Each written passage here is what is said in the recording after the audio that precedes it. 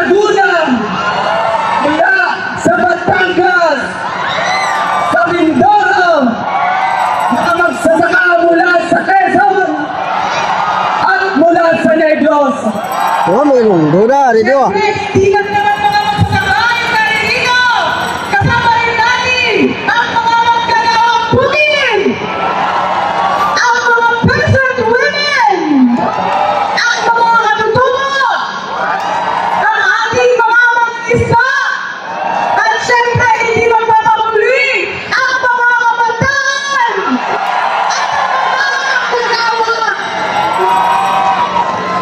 mga kasama sa pagsasahod ng krisis ng nag-aaring uri, nag-aagawan sa kaban ng bayan ng mga burokrata, mga politikong ginagamit ang kanilang posisyon para kumita, kakuntsaba ang mga korporasyon at malalaking negosyante. Hubad na ang kabulukan ng reaksyon ng iyong sistema. Lahat ng santuan ay bawas maragon. Kaya mga kasama, narito sinakati ng Mamotis, pagkakakulo at kinusang payo-ulo at kami iturito ng kalamay. Uri magsasaka! Ang munahing pwersa! Ang munahing pwersa! Uri magsasaka! Lahat ng sakot! Dapat maunabot! Mga kasama, mga magulang namin mga magsasaka, mga kapatid namin mga magsasaka, kayo ay pinalalaya sa inyong mga bakurin. Kayo ay pinatamay ng militar. Kami mga manggagana ay pinatanggal sa trabaho. Ganun din, tinutugis sa mga militar at mga LTFM at kapulisan ito. Kasabay niyan ang napakataas ng preso na mga pangunahing bilihin para mabuhay ang ating pamilya. Lahat tayo ay pinagnanakawan ng harap-harapan ng gobyerno ni Bongbong Marcos at ang buong sistema ng burokrata kapitalista. Mga kasama, para itong mga linta, ito ay hinalumpuan sa isang demokrasya sa ating bansa. Sila po ang nagpapahirap kung bakit milyong-milyong mga Pilipino ang naghihirap sa kasalukuyan. Sila ang pangunahing dahilan kung bakit milyong-milyong mga magsasaka ay walang lupa, milyong-milyong mga manggagawa ay patuloy na nagdarahon. Mga kasama, kapag humihingi tayo ng dagdag sahod, ang sagot ng gobyerno, bala at baril. Ang mga magsasaka, kapag humihingi ng lupa, pagpapataas ng presyo ng produktong agrikultural, ang sagot ng gobyerno, pulis at militar, bala at baril. Papayag pa tayo na palaging gano'n na lang ang isinasagot sa masang magsasaka. Malinaw ang ating tungkulin. Lahat ng sangkot dapat managot. Numero 1 na dapat managot, si Bongbong Marcos. Si Duterte at lahat ng kasamaan. Pero Bongbong, huwag kayo mag-alala habang pinadaas ito ang kamamayan. Dalawa ang ating paraan ng paglaban. Lalabanan namin kayo sa parlamentong pakikibaka. At nabasa ko po sa pahayagan ng Partido Komunista ng Pilipinas, sabi ng Bagong Bayan, huwag kayong mag-alala, nilipunin natin ang mga militar sa hanggang sulok, Luzon, Visayas at Mindanao. Kaya meron tayong kakampi, ang revolusyonaryong hukbo ng mamamayang Pilipino, ang Bagong Bayan. Nakakasama, dahil nauna ang magsasaka, ngayon ay araw ninyo, ang November 30 ay araw panguluan ng uling manggagawa. Sasamahan niyo ba kami? Sasamahan niyo ba kami? Para sa inin si Bongbong Marcos para baguhin ang bulong na sistema at ibagsak ang bulong na kapitalismo. Bulong na kapitalismo! Bulong na kapitalismo!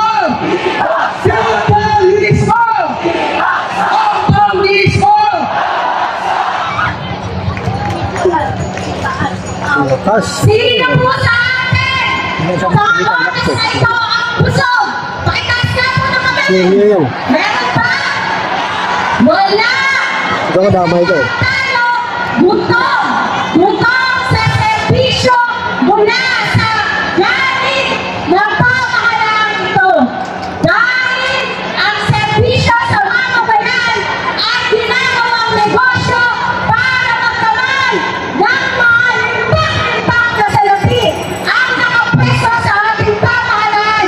Siyempre, pinangungunahan yan ng nasa loob nitong Malacanang.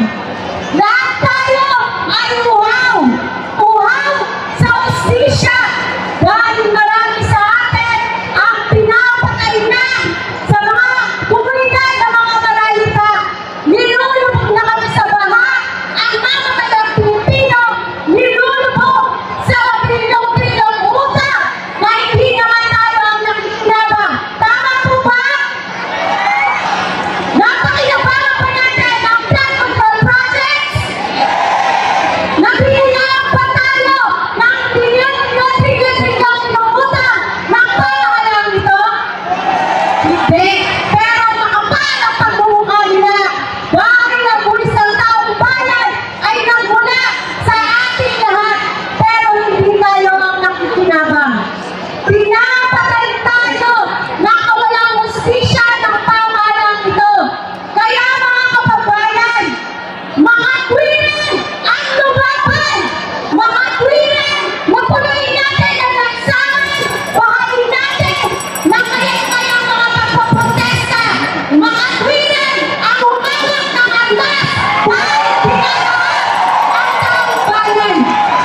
Ang gobyernong ito ang nagbibigay sa atin ng kagwiran para tanganan ang lahat ng klase ng laban.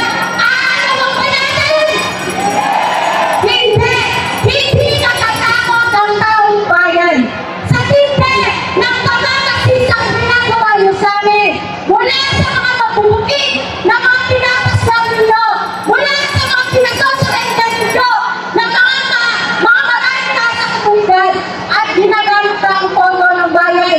Mga kababayan, itaas kayo ng ating tabao dahil nakaswilan ng lumaban. Imperialismo! Imperialismo! Timang komunismo! Mabuhay po ang tao! Ayan! Makibakan! Huwag matakot! Tunay na ibuang pasalupa! Ipaglaban! Sa lahat po ng magsasama na tumukot sa kamay-milay, insertion po kayo ng kabataan! Ang mga sangay ng mga magbukid na tutungan dito sa kamay-milaan ay patunay na ang bawat pagtarahas ng gobyernong ito ay may bagong dahilan sa mga bayan upang lumaban. Mga kababayan, ang laging tulungan ng gobyernong ito sa mga bayan, sa mga magbukid, walang iba kundi ang perfect programa para sa kapayapaan, mga perfect reforma sa lupa at ang malawakang pagbabalik-balik ng lupa. Sa iba't ibang nagkahiling po ng ating bayan, iyan ang araw-araw na binibigay ng gobyerno ni Marcos. Sa probinsya po ng Samar, pinaslang ng militar ang 16 years old na magsasaka. Sa isla ng Mindoro, pinaslang ng militar si Juan Sumilipin, isang magsasaka. Sa isla mo ng Negros, 2005 Uy, amo na, Negros na, di po tayo. ng mga magsasaka. Wala ka Negros na, di po tayo. 20 years ang nakalipas, wala pa rin sariling lupa ang mga magsasaka. 2025 na po, sumalit na nagiging nagpapaalipin sa murang sahod ang mga magsasaka. Tinutungkalan lamang ng 82 pesos porsyentero at Panginoon may lupa ang pawis ng mga magsasaka. Habang sa Uy, ka na ba? Ano ka? Pasikip-sikip ka lang dito eh. ang pagbabaligtaan ng Sikip-sikip ka lang dito. Ano? para bigyan daan ang pamihipasok ng malalang korporasyon at pagpapalayas sa mga magsasaka at mamisa. Subalit, ang hindi mo maunawaan ng gobyerno ito na ang kanilang kahasan ay laging tutumpasan ng mga uring takas ng mamamayan. Dahil malinaw sa akin, batas ng lipunang Pilipino na ang grabing pangangabig ay dapat lalong sagutin ng mga ilang ulit na maglaban ng mamamayan.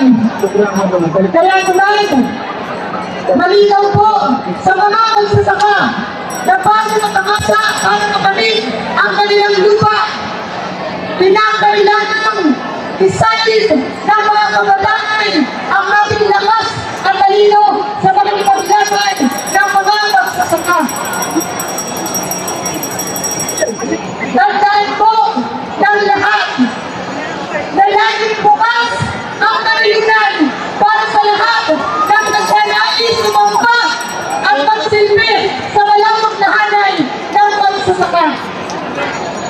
Panawagan sa lahat ng kabataan, manggagawa, magsasaka at lahat ng kaming sektor ang tumungo sa kanalunan, isulong ang agraryong populasyon, palakasin ang humpog ng mamamayan at ganap na ibagan ang gobyerno ng bayan.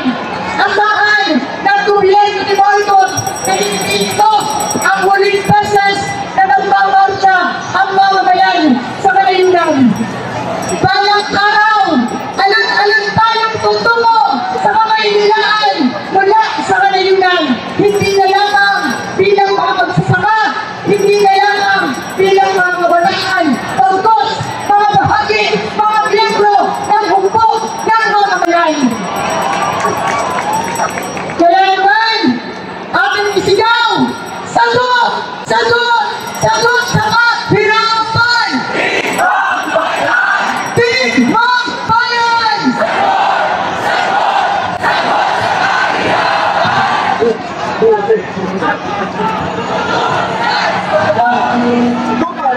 Sagot!